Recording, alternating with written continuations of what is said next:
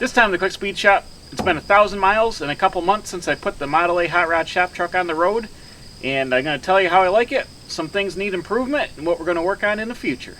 I'm a professional, don't try this at home.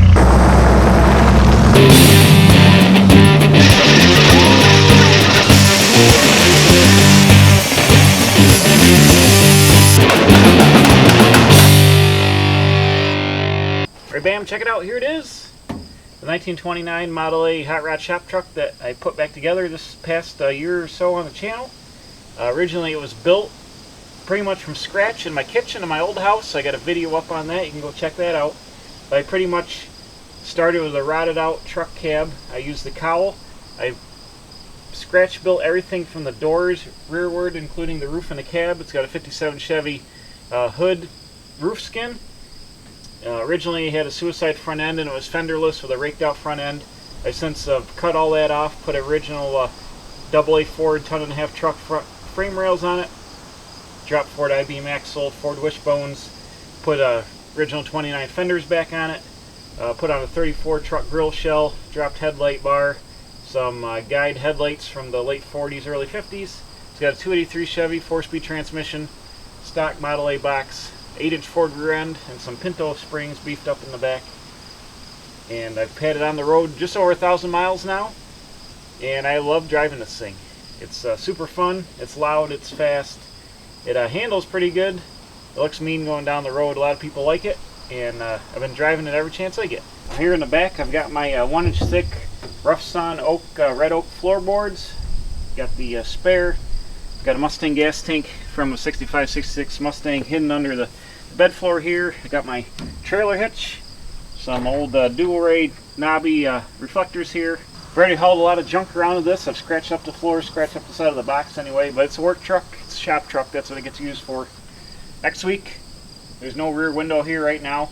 I've actually made this rear window hole out of an old 80s Chevy van rear door, upside down, that I chopped and flattened out and made into a rear window reveal. But I'm getting a piece of glass cut and getting a gasket made at the local glass shop. He's going to throw a back window in here because it's got a lot of, I think because of the way the roof's sloped, there's a lot of pressure in the air, like an airplane wing sucks right through the back window. If I drive this thing in the rain, it literally sucks the rain all the way into the cab and like rains on the inside of the windshield from the air pressure sucking it around it. So you get soaked even in a light rain. It sucks it all into the cab, so that's no good. I always plan on having a window. That's one of the things I got to get to right now.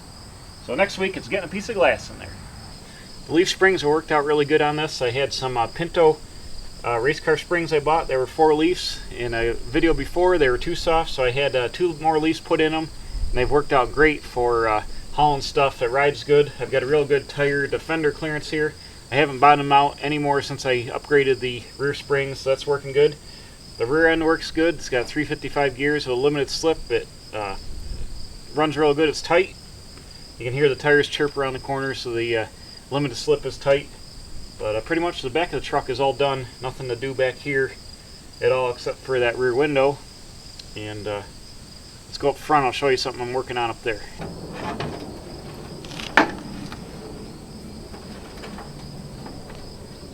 Whew.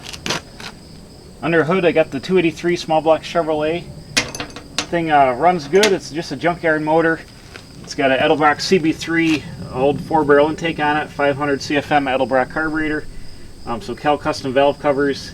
It's got some blow by. I think you can see there's oil laying on the top of the intake. I go and just dab it off once in a while. I got my cheap eBay stainless steel lake style headers. They seem to be holding up pretty good. I'm happy that was the deal because I took a gamble on them. They're so cheap. They're like $100. But the engine's working good. It doesn't really use any oil except for what it blows out of the breather up here because of the blow by. And I actually got to change oil here later today. But it's running good. The only problem I have is the way the belt's laid out with the alternator being up high is when I rev the thing up above like 3,500 RPM, sometimes getting on it, the fan belt squeals just a little bit because it's barely making contact with a water pump pulley, just the way the bracket lays out. This has got the short water pump set up on the front of the small block, and the alternator is pretty high to clear the valve cover, so I'm still trying to figure out what to do about that, if I can maybe sandblast the groove on the pulley to give it some texture or something, just so the belt doesn't squeal, because sometimes it's annoying. that's a minor thing. But everything under the hood's been working out fine. One problem I've had with the front of this thing is I'm getting some dribbling of the front axle, not death wobble like a Jeep, but dribbling up and down from 51 to 54 miles an hour. And I've been playing the tire pressure. I've got the tire, I think, good. And I think what I've determined, it seems to start more in this wheel and then shake the front end. But I got to look in my shocks. I've got some oil leaking out of this shock. These are Pete and Jake's old chrome hot rod shocks. And I think I've got a bad shock on this side because none of my other cars with these I-beams do that. It's just this one. So I'm going to guess that the shock is leaking and it's not doing its full damping job. So I've ordered another set of Pete and Jake shocks, just in plain finish. These shocks are used. I bought them used, I don't know, 12 years ago at a swap meet. And so who knows how many miles are on them then. And then I put them on this truck and put another 20,000 or so on them. So I'm going to guess that this is probably the shock's bad. So let's go get in the truck. We'll take a ride. I'll show you what it looks like, how it shakes the front end. And then we'll bust out those new shocks and slap them up on here and see if it makes any difference. Here we go.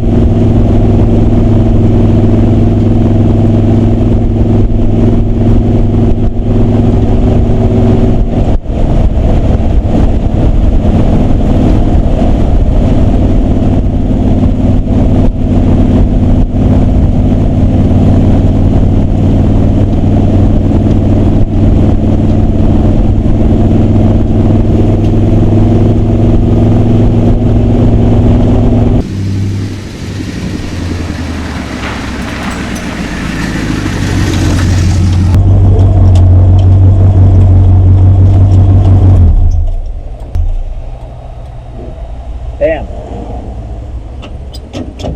Alright, let's go ahead and I'll get these shocks changed and see.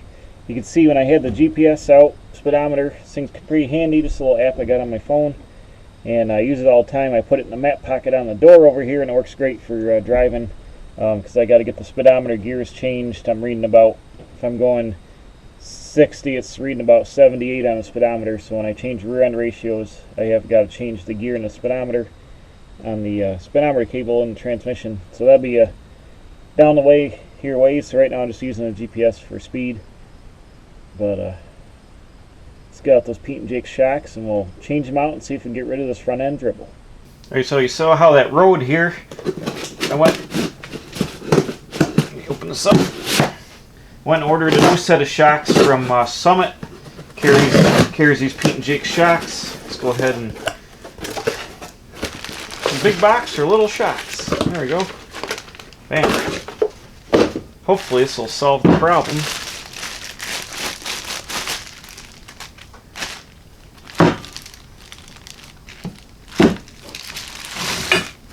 So we'll go ahead and install these on there and see what it does.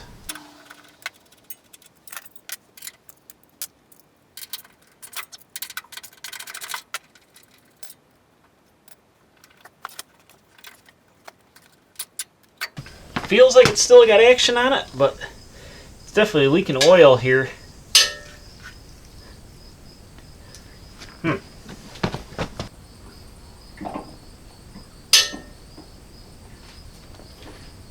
the upper bushing here I got to grind down just a little bit. It was ground down those other ones that's not fitting my bracket, which I made to the shocks. So I'll grind these down. Hold on. Bam, now I got that side installed. I'll just go ahead and slap the other one on. We'll go back out and see if it made any difference.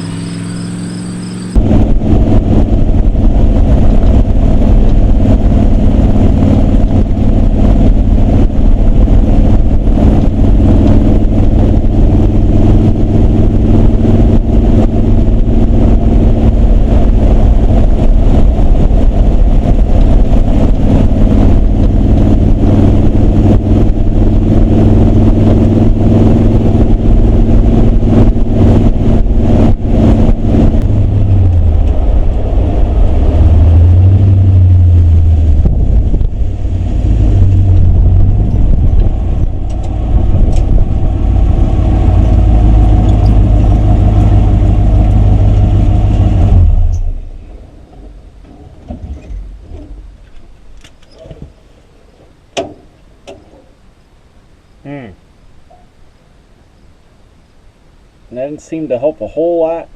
Some of the smoother roads, it was better at 54. I could cruise already at 54, but some of the bumps, it was still shaking it pretty good. I don't really like it because it really shakes the front end a lot. I don't want to shake the crap out of the truck, but I'm going to have to keep tinkering with it, I guess, and see, playing with the tire pressures and don't know. Everything's new on the front end. New kingpins, new spring, new shackles. So I don't know. Well, it's not the perfect solution. It's not what I wanted. I was hoping for that to be the miracle cure and this thing to run dribble free down the front end. It seems to be a little bit better on smooth roads, but when I hit some bumps, it still wants to dribble it. So maybe there's, just because the small shocks and the weight of the axle or something, maybe it's doing it. My Model A Coupe, I got the exact same shocks, and it doesn't have any dribbling whatsoever in the front end of that car, so I don't know what's going on with this. I mean, all the parts are new, the springs new, the bushings are new, the pivot points are new, now the shocks are new, but I'm going to keep playing around with the tire pressure, adjust it up and down a little bit and see if I can make a difference to that. And might be because I've got the shock mounts mounted to the fender braces, and it's pushing on them. Maybe it makes a harmonic with the fender braces, because if I just had them mounted right tight to the frame on a little solider mount, it probably wouldn't do that, but there's not really any way to mount them without mounting them to the fender braces here, so it might be something I have to live with the truck. I'm not sure. Other than that, I'm having fun driving around with it. It's been working great. I haven't had any issues. I put that fuel gauge in a few videos back. That's working good now, so I don't run out of gas anymore. And a couple things I got to do in the future is building the splash aprons for the fenders. Be working on that probably in the fall or the winter. Changing the speedometer gear in the transmission to make the speedometer read accurate. Right now it's reading about 18% fast. And then just getting the back window, putting it next week. So it's probably 99% done now, and I'm having a lot of fun with it. Works good. I drive it every day. Drive it to work, drive it all over the place. I put over 1,000 miles on it in the last probably 2.5, 3 months. So that's quite a bit. So I'm going to change oil now and get it ready for tonight. We got a cruise night event down across town, across the way. We're doing like American Graffiti style cruise, cruising up and down the boulevard. That should be fun. So I'm going to take this there, but I got to change oil and get back on the road. So in the meantime, thanks for watching. Please subscribe. I'm putting out new videos every Wednesday and Saturday. Hit the bell for alerts, tell your friends, and we'll see you right back here at the Quick Speed Shop, working on cool junk like the Model A Hot Rod Shop Truck.